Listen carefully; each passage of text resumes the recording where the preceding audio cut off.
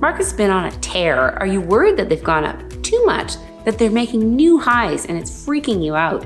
We've been fielding calls for the last month and a half from clients worried that they've made too much money, that things have to come tumbling back. And they have made a lot of money. It's a nice problem to have.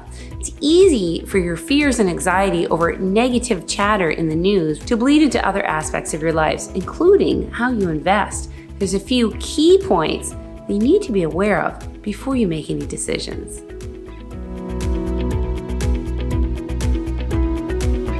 Number one, it's important to note that it's totally normal for markets to make new highs. Let's bring up the chart here going back to March 31st, 1995. I've circled the previous highs in there for you, and it's just important to note that this happens all the time. So making a new high in and of itself is not a reason to panic. Number two, if we're at the next market peak, it shouldn't matter anyway. That's right. If you've avoided classic mistakes like overconcentration in a few companies or sector, and you've properly diversified your portfolio following asset allocation rules and your risk parameters, you should be okay no matter what.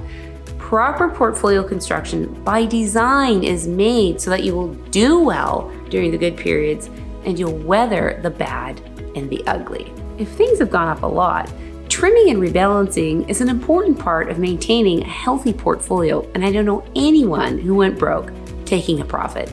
But selling out huge swaths of your portfolio at any time because of a worry is generally not a good idea. I'm Anna Hilberry. Thank you so much for listening.